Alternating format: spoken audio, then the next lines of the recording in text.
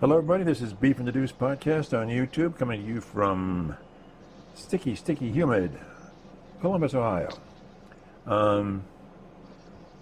Beef, how are you doing? Trying to cool off. Like you said, it's just been hot. Oh, It's hot, just been stupid hot. humid. But we're inching closer. We're inching closer to the football season. That's right. Days are getting shorter. Not short enough, fast enough. Yes. But anyway, so I thought the other day, I was thinking about that Texas-Ohio State game last year, the Rose Bowl, right? That's a Rose Bowl, right? But, yeah. That would have been... I think the Rose Bowl was Oregon, so that would have been the Cotton Bowl, I believe. So it was in Texas? Yes, I believe so. So Oregon was the Rose... Okay, all right. Anyway, that's beside the point. And I'm thinking, the two great plays is, for Ohio State, obviously, is at the end of the first half when everybody assumes that Ohio State with the ball on the 25-yard line, 29 seconds to go, is just going to ground it and get out and go to this halftime. Mm-hmm. Texas puts on a blitz, and Kelly calls the most perfect screen pass in the history of screen passes. Yeah. And it's executed perfectly, absolutely perfectly. And of course, Henderson takes it for a 75-yard TD run, and that's amazing. It's just an amazing play, right? Perfect. Wonderful. And I'm thinking, okay, that's great. But then the other play that everybody thinks about is the scoop and score at the end of the game when Sawyer hits the quarterback, knocks the ball free, grabs the ball, and runs for a touchdown. I mean, which one is better, or which one is more significant, or whatever? To me, and initially I thought, well, the screen pass at the end of the half just set the tone, and it was just so kind of perfect, and it just set the tone that this is the Ohio State football Buckeyes, and this is how we run our game. It's a wow moment. It's wow. The first initial wow moment. Yeah. But then I'm thinking, okay, that's cool. Then I thought, well, but the Sawyer thing, the scoop and score, is more emotional, more visceral. It's not the screen pass was like perfect. This was just, he rushed, he beat his man on the edge, and then knocked the ball out of the quarterback's hand and scooped and scored. It's just such a dramatic moment. It's more emotional, more deeply emotional to me than the screenplay. So I was thinking, okay, now it's the scoop and score. And of course, having thought that, now I've got to ask you, and I got to ask Bob, and some other people. So what's your take on it? My take was initially it's the screen pass, but then, boy, it's just that play at the end of the game. It's just like, where were you when that happened, kind of thing, you know? Mm-hmm. And that will be for the rest of time. Yeah. Is if you lived through that game, where were you? Mm-hmm. And what did you do? Mm-hmm. And that's for both of them, honestly. Yeah. I mean, could you think of, obviously with that game you have the screenplay, scoop and score. You go to the 2014 run, you have Zeke's insane 2-game stretch, him running through the heart of Alabama. Like, there's always key moments in these massive games. Yeah. So obviously the Zeke thing will be remembered till the end of time. But this was, Texas was down there, Ohio State's 10-yard line, 15-yard line? Mm-hmm. They were driving down the field, and 2 minutes to go. If they score, tie game. Tie game. It's at minimum a tie game. Yeah. If they go for the extra point. Yeah. But yeah, my initial thought was, because the game wasn't, I shouldn't say it wasn't really going our way, but it was very. Well, it was 7-7. It was like slower. Yeah, it was a slower game. 7-7. Not very high scoring. Yeah. Very, very close. Very, very close. Yeah. Nobody's really breaking away. Right. And you're kind of thinking to yourself like this game doesn't really benefit anybody. Like, somebody has to break through. Right. Somebody. and you get your wow moment with the Travion Henderson screenplay, and you're just like, holy shit! Like, Yeah. here we go. The offense has broken through. Like this. Yeah. This started the momentum and kept the train going for the rest of the game. Mm-hmm. So that was my initial thought, and then of course you send me this, and I send that answer, and I go, yeah, wait a second, like let's backtrack a little bit. Yeah. Yeah. Like, yeah, it gave us some juice, but you dive more into that game. Texas on that drive is driving down the field, and we're really not stopping anything. Quinn Ewers kind of gets into his own and starts playing some really damn good football. But they're getting into the zone that Ohio State defense tends to thrive on, red zone. Yep, and then they got stuck in the red zone, and the last handful of weeks, that defense was eating offenses alive in the red zone. Yep. And they're getting to what was it, second down, third down? Yeah. And Jack Sawyer has the play of his life, and just rumbles, tumbles, backflip, front flips down the field, and like you said, you're sitting there just like that's the game. Like, that solidified that game right there. Yeah. Because there wasn't a ton of time left, and that's 2 scores against one of the top defenses in the nation. Yeah. Like, you're not coming from 14 down to do anything. Yeah, I gotta admit, I got a little misty at that point. Oh, I jumped on my couch. I screamed like a little schoolgirl. I was going bonkers. Yeah. And, like, of course, my son's asleep on the couch, and my wife says, "You just shut the hell up." And I'm just like, I don't even care, man. Right. Like, it was, like you said, it is just both are super emotional. But the end of the game, you have one of the captains of your team, the guy that has been the most vocal about the loss to Michigan, and you're able to provide the game sealing play to send your team to the Natty. I mean, it's you can't write up a better ending to that. And then we obviously know the rest. And us, being able to beat Notre Dame shortly after, it's a storybook ending. Yeah. I mean, that run from the loss to Michigan up through the CFP made everyone's draft stock just explode, just absolutely explode. Yeah. And it, I mean, with Jack's stock, I mean, it was already pretty decent, but that play for sure, definitely helped him rise above a decent amount of players. Oh yeah. That's what I thought. It was just a highly emotional. And what was also kind of interesting was after the Notre Dame game, Herb Street was getting very emotional, and he said, "I just can't." He said, "I try to call these games even, but at this point, with the game being over, he says, I know what the Buckeyes went through this year. I know all the struggles, and for them to come through like this, and it's my alma mater." And he says, "I apologize, but I'm just getting a little misty." And I'm like, it's huge. That's good. That's be huge. Be genuine, man. Be genuine about it. Yeah, be a decent human being, and not just the sports analyst, the sports report, whatever. Right. Be human. Like, be a little bit of an open book, and admit that this is a big deal. Yeah. Okay. And Bob, Florida Bob, I asked Bob, and kind of the same way. He's like, the first half screenplay was amazing, awesome, but that scoop and score just gets you in the gut. It just gets you right down where it all originates from. You just get it. I don't know. You talked to some other people, and they had the same reaction, right? Yeah. A couple buddies initially thought the Travion screen, because again, it was a massive offensive play. And phenomenal.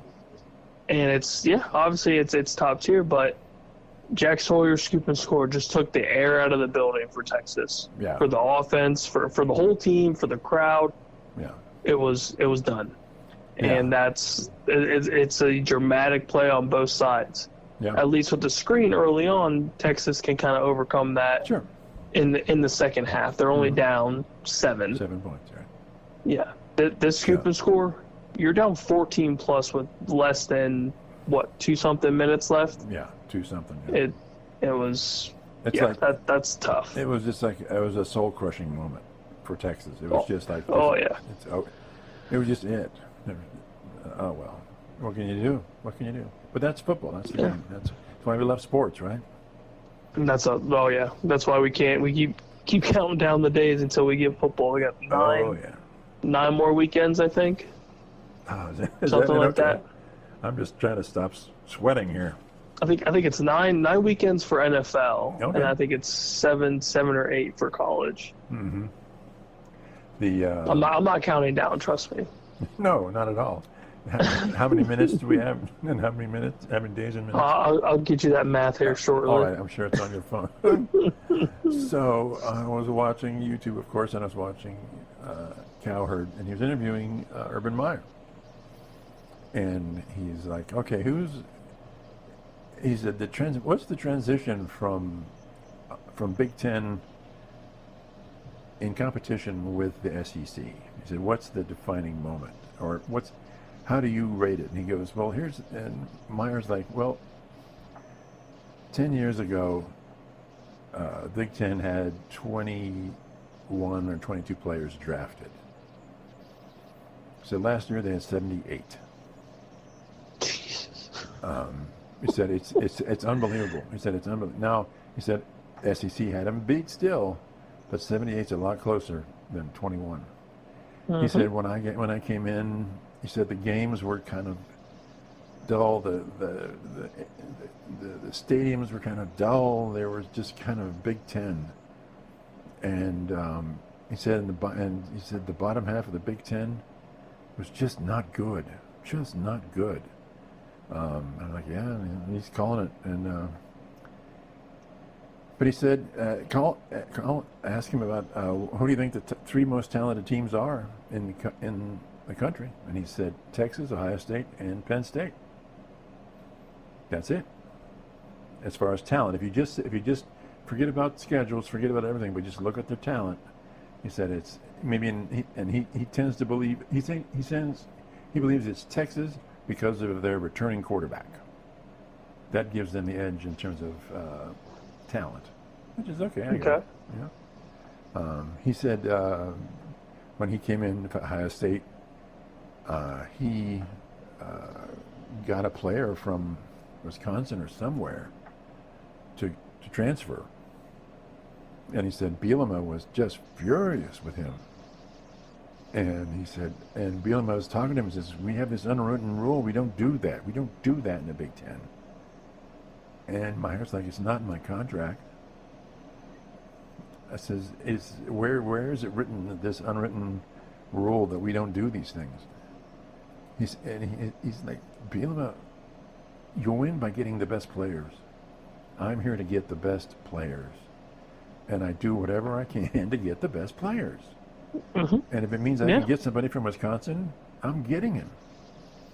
Oh, he was furious. But he said, he said the Big Ten was so parochial back then about all these little rules and stuff. And he goes, you got to get rid of that crap because you're never going to compete with the SEC that way.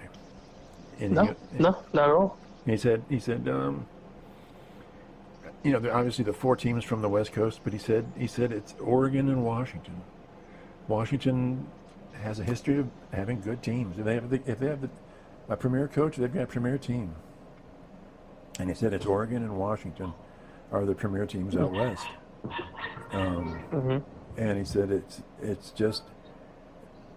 He said if you look at the top 4 or 5 in the Big Ten, the national level teams who should compete for the national championship. He said, but right now, the SEC has 8 to 9 teams who believe that they can compete for the national championship, and probably 7 or 8 of them can. So there's still a talent gap, but it's not nearly what it used to be. Mm-hmm. Thought that was fascinating. Any comments on that one? I mean, you kind of he kind of took it, and the only thing that kind of makes me, kind of think, and maybe it's just my James Franklin hatred, but Yeah. the Penn State argument is still like, yeah, you've got the talent, like the players are there, but you still have to have, good enough coaching to make these, these good players or these great players even better. Yeah, he said, he did say Aller has to have the that's premier. the tough part. He said Aller has to have a career-winning season. If he doesn't, then they won't. But he said he has the potential to be that good, so he's got to be that good. They need the writing's on the wall for him. It's just you've got to perform, and I'm still not impressed. I know I've said it a bunch, but I'm still not terribly impressed with him. Yeah. They were talking at LSU, and he thought, who's the guy that was Notre Dame now? He's with LSU. Kelly. Yeah. And he said I was shocked. Meyer said I was shocked that he did that. He said nobody leaves Notre Dame unless you quit or retired. He said, but he thought he had a better shot, and he said that guy is so completely motivated and driven. He says way more than me and some others. But he said he saw his opportunity, and he took it. He goes, that's good for him. But he goes, coaches just don't leave Notre Dame for somewhere else. They just don't. So anyway, especially and I mean, look at what Marcus Freeman is doing right now. So I'm sure the Notre Dame faithful are pretty happy right now. I'm sure he is. Ohio State alum, Ohio State linebacker. Yeah, gotta love him. Gotta love him. Anything else from the Buckeyes? Team we love? I don't think so. No, it sounds like Julian Sands taking over the quarterback room, which I think a lot of us assumed. Yep. But yeah, I mean, it sounds like everything's good. We're just kind of hurry up and wait for the most part. Yep. Okay. So, team we don't normally talk too much about, Pittsburgh Steelers. They're a different team this year from a management point of view. They're doing things that they just don't normally do as far as recruiting, or not recruiting, but drafting and free agency. So let's talk about T.J. Watt. I mentioned it to you earlier in the how many years has he been? 9 years or more that he's been with the Steelers, and he has not played in 12 games in that stretch because of injury, and they're 1-11 when he doesn't play, which is kind of significant. Kind of a big deal. So why are they effing with him right now? Why? And even Hendrickson with the Bengals, and then your guy with the Cowboys. Is it like they don't want? What's it with these players, these premier defenders on the edge, that they're effing with them? Is it collusion or what? What's going on here? Yeah, it's tough to explain. I really don't have a good answer. I don't think there is one.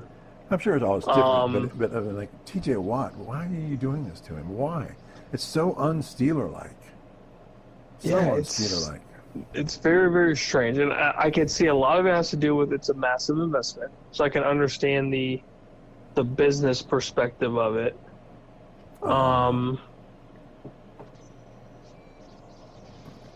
But God, I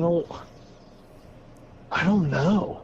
I feel like it's an easy. Yeah, it's easy. It's an easy contract. Just pay him.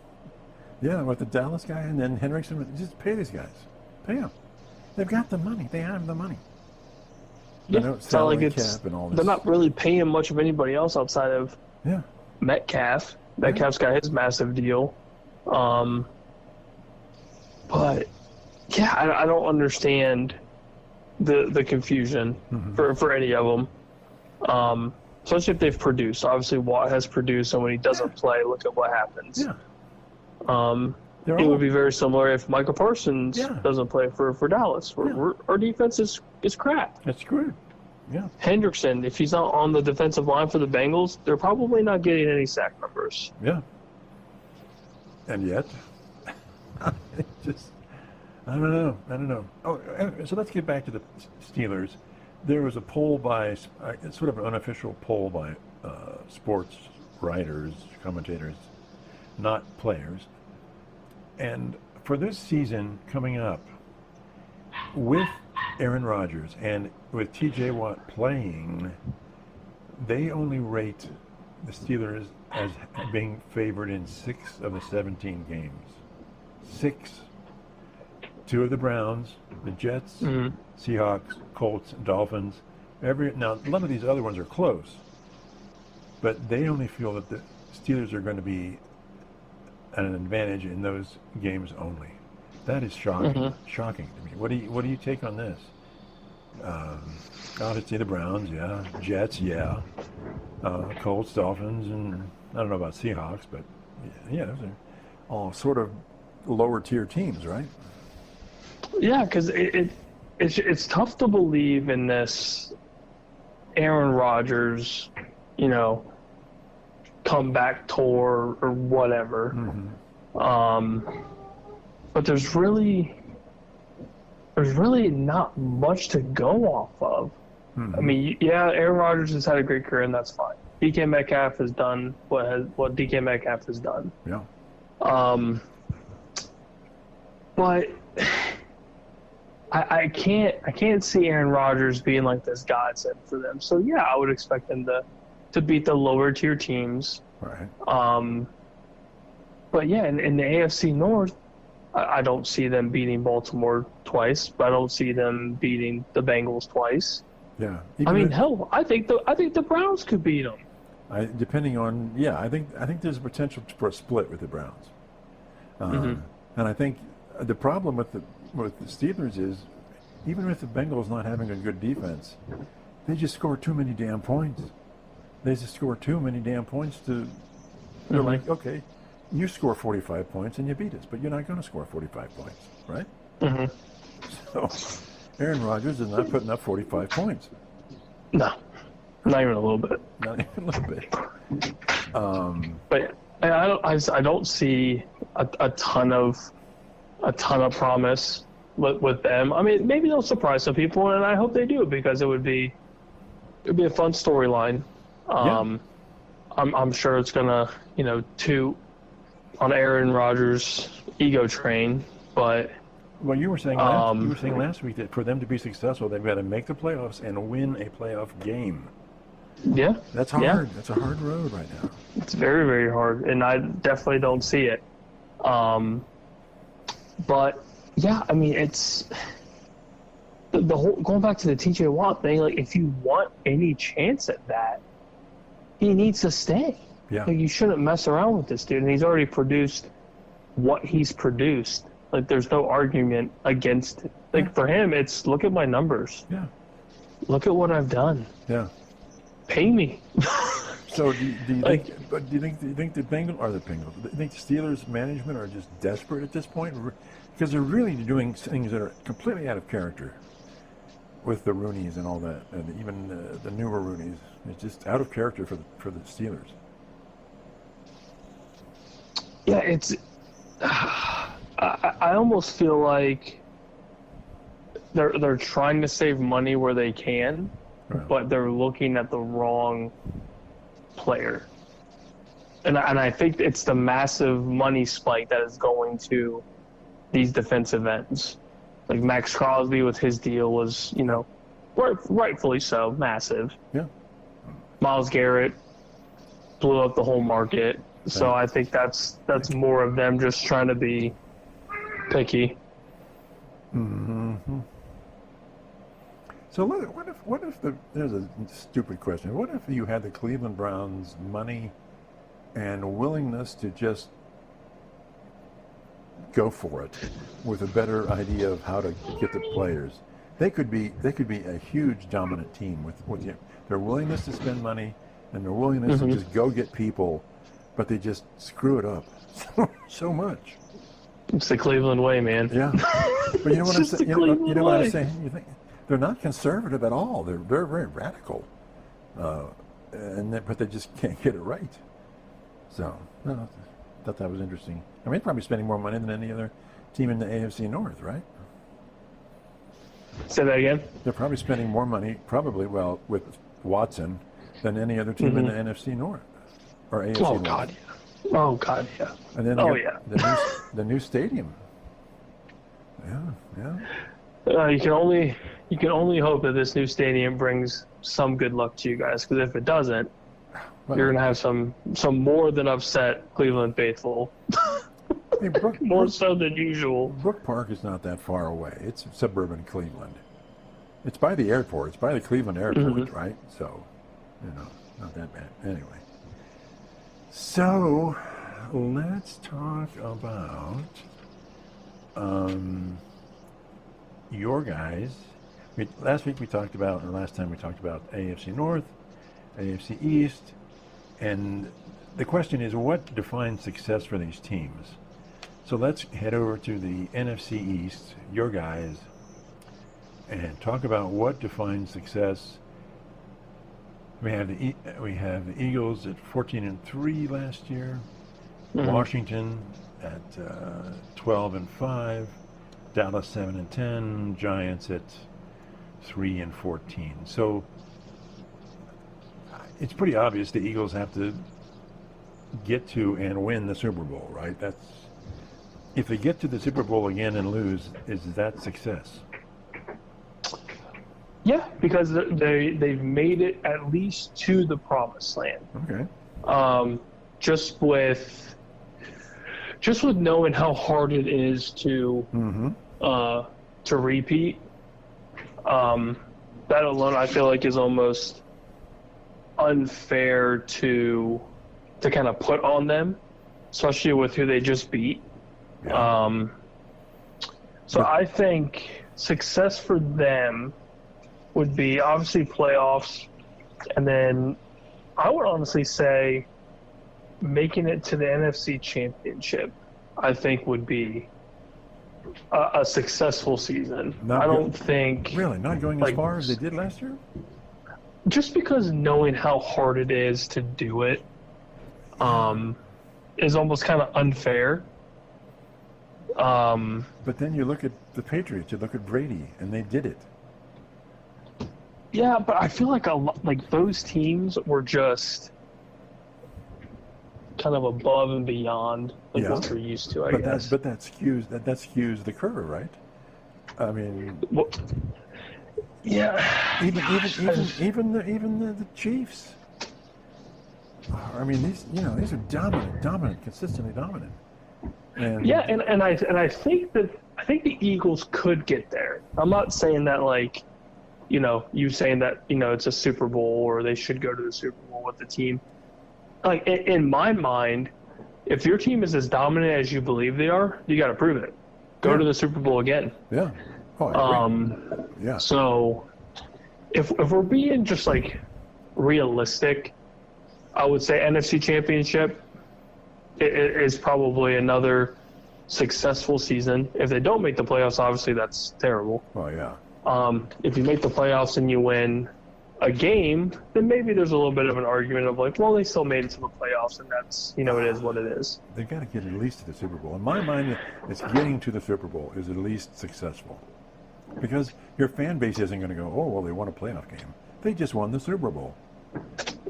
Yeah. I mean, fans are fans. And I think it's the realistic, football fan in me, knowing that it's tough, and that I don't know, the more realistic expectation is, the team is good enough to make the playoffs regardless, which is that's a given. I would think that's for no, but then you look at the NFC in its entirety. You got a healthy Rams team. You've got, hopefully healthy Niners team. You got the NFC North. I mean, there's just a lot of good teams. The Commanders are rising. Yeah. Okay. There's just so many teams that it's regardless of, if you believe that the Eagles are going to make the Super Bowl regardless, look at the teams rising. It's going to be very difficult for them to get through the NFC if the teams that are supposed to make it, and they stay healthy. Then talk to me about the Commanders. Well, I hate to say I love them, but I love the team. Yeah. I really do. So what success? They were 12-5, and they got to the playoffs, and they need to go one more step, right? But one more step. Yeah, I would say if they can make it to the playoffs again and win, I would say win a game. Just because I believe in the rookie slump, and it has happened to the majority of young quarterbacks. And I know basing my reasoning off just a rookie slump probably isn't fair. But it's a thing. It's a true thing. Yeah. And who knows if last year was a fluke. So if you can prove that your team is good enough, make the playoffs again. So there's a legitimate argument with this team of like, oh, it's not just a one-hit wonder. Like they didn't just make this run and then, the rest is history and they're going to go back to being basic. So you're But now you're proving that like your team is good enough to go, back to back in the playoffs, and your team is showing that there's consistent growth and not just you're not just a one-hit wonder, if that makes any sense. Yeah, I was going to say it's almost like they need to establish a baseline that we are a playoff team. Period. Yep. We're not below the playoff. We will make the playoffs. Now, how far we go, obviously, that there's a lot, and everything goes into effect. But and I think the Commanders' baseline are right now a playoff team. Yeah, absolutely. And they've got the roster to prove it. Right. As well as the Eagles do. Yeah. So that leaves me with the team Dallas Cowboys. Oh, geez, where do you want to start? Well, okay. You're the boy. What's success for them? Jesus, we can just make the damn playoffs.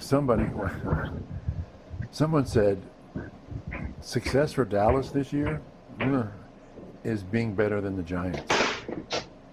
Like, ouch, that hurts. And that's funny because it's true. Because you look at the schedule, that last half of the schedule, there is no shot in hell we even go 500. Really? For that second half. That is just a brutal schedule. Yeah. Now the front half, you're going to feel all warm and fuzzy inside.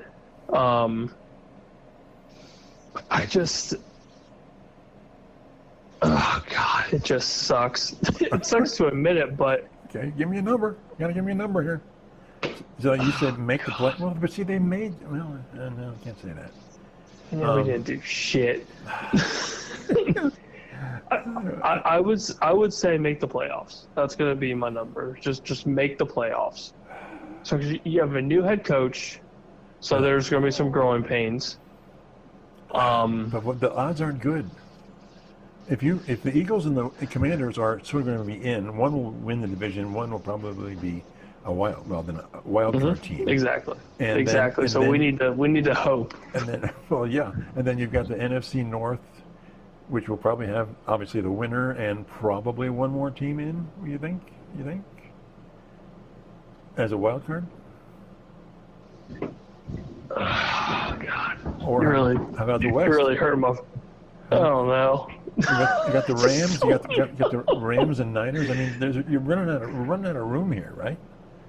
Yeah, it's a very, very, very big long shot. I don't think it's going to happen because of the other teams. But if we're defining success, I will say if we make the playoffs, that's success because it is such a long shot at this point. Okay, so you're not going like 9-8, 10-7. You're just saying make the playoffs. Yeah, just make the playoffs somehow, some way. But yeah, it's tough. Like you said, the NFC is just brutal now. Yeah. Especially now with the Commanders doing their thing. Mm-hmm. The Rams just got better. The Niners are getting healthy. Yeah. The North is the North. Yeah. It's tough. It is just truly tough, and you can't blame anybody but Jerry Jones. Right. You truly can't. Yeah, I don't see anything. Well, okay. Then what about the Giants? What's good for them? What's success for a 3-14 team? 4-13? If they can get 5 or 6 wins, I think that's a good start. Do you think they can? No. Okay. All right. I don't. It also depends too on how they're gonna kind of rise Jackson Dart up the depth chart. Mm-hmm. If they're just gonna have him kind of play behind Russ and do what they're supposed to do with him, Mm-hmm. then maybe next year looks a little more promising. Mm-hmm. I mean, I think they need a new coaching staff in its entirety. I don't think Brian Dable's the answer. Yeah. He had one good season, and that was obviously a fluke season. Mm-hmm. But yeah, I feel like they just need to wipe out what they have and start anew. Mm-hmm. I don't know who's worthy of running that franchise. But yeah, I feel like if they double their win total, that's massive. Yeah. But I truly don't see it. And they're in a very hard division to do that, right? I mean, Yes, yeah, you got to play your other 3 teams 6 total times, which is probably 5 losses. more than a third of your season. So yeah, it's not ideal. Yeah. I think Dallas could sweep them. I think that whole division could sweep Giants. Don't you think? No, without question, without a doubt in my mind. Yeah. Unless it is the end of the season, and I mean they play us at the end of the season, so we're gonna have something to play for, which is not embarrassing ourselves. Mm-hmm. But yeah, I mean I don't see them winning double-digit games for probably a very long time. Yeah. Okay, let's go NFC South. To me, it's the Tampa Bay Buccaneers, but it's so. Who knows? Who knows, right? It's the Falcons and what? Give me some love here for the Buccaneers. I mean, division-wise, I think it's just them. Yeah. I know there's some hype with Penix, Mm-hmm. but I feel like that's really it. You have a healthy Baker. You have a healthy Emeka Egbuka as a rookie. You have Mike Evans coming in. I mean, like, what else is there? A Bucky Irving. I mean, the offense is nuts. Yeah. So you're thinking they were 10-7. So you're thinking more wins than that, or just win the division? I think they'll just win the division. Number-wise, I mean, it has to be 10 plus. But I want to say when we went through the schedule, it wasn't terribly hard, I don't think. Mm-hmm. But yeah, I would say if they could get to 11, that's pretty comfortable. Yeah. But I would say at minimum 10. Yeah. I think 11-6 is like they reached their limit for this season. I just don't think they're more than an 11-win team. You think they are? They are not more. I think 11 is their top out. Yeah, I think so too. I think that's fair. Yeah. Then how do you see them going into the playoffs? Are they going to get?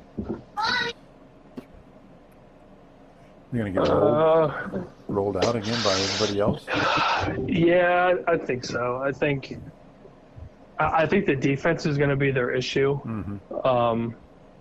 Offense, they'll do fine, but I think it's defense more than anything that they're just going to get kind of ran through or thrown all over, or both. Mm-hmm. And they just don't have the. I guess depending on who they play, Mm-hmm. they might not have the offense like a Philly, like a Washington. Mm-hmm. Or anybody else in the NFC. Yeah, I mean, I'm trying to think of any team that might be better than, and it's tough. And NFC is just a whole other beast, and they're the lower team, kind of in that top 4, I guess. Yeah. So it's tough. All right. How about the Falcons?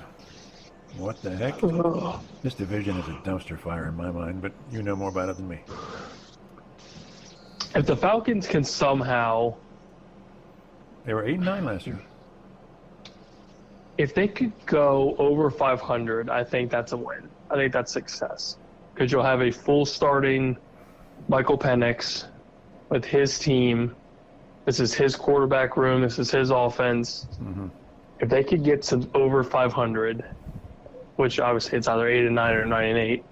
If they could do 9-8, I think that's successful for a full year one starter. Yeah, but they're not making the playoffs in my mind. No, I don't think so. Yeah, I agree. 9-8 would be good. How about those Carolina Panthers? If they could just, God. I know 5-12. 6-11, going 8 wins. If they can get 7 wins, that's amazing. Okay. I would say 6-7 success rate, and then just seeing a steady incline of Bryce Young playing better, of the offense looking better, because they're doing what they're supposed to do. Like, they're having good drafts, they're putting pieces together. It's just a matter of getting Canales, I think is how you pronounce his name, trying to get his offensive scheme to kind of fit the personnel that he has and vice versa, getting the personnel that he needs to make this offense work. So because Bryce Young had a decent increase in productivity towards the end of the season. Yeah. You just got to hope that keeps going. So would you say 25 is a preseason for the 26 season? I would say so. I think that's fair. And really look to improvement in the next year, not this year, but next year. Yeah, I would think so, because you kind of see what you have. You're hoping Ted McMillan pans out as maybe a slot receiver 2, depending on how this offense is going to look. You've got the running game to back up the passing game, or to open up the passing game. Defense is going to be an issue for them. It's going to take a while for them to kind of piece that together. But I think they're making good strides to make some sort of an impact in that division. Yeah, I agree. Not say outright win it, but at least make a little bit of noise. Yeah. Okay. Again, 5-12. New Orleans Saints. I would hope that they can just get 5 wins. Stay where they're at. I feel like stay where they're at, because now you have a new quarterback. You were kind of thrown into the fire with Derek Carr just suddenly retiring. Yeah. You're going with a rookie quarterback. It's a rookie quarterback that there's a little bit of hype around, but then there's not a ton of hype around him. I'm sure he wasn't really expecting to start. Now he is. You don't know the health of Chris Olave to be your true number 1 receiver. Alvin Kamara is kind of on his last couple years. The offensive line was kind of atrocious. Defense is hot and cold. Yeah.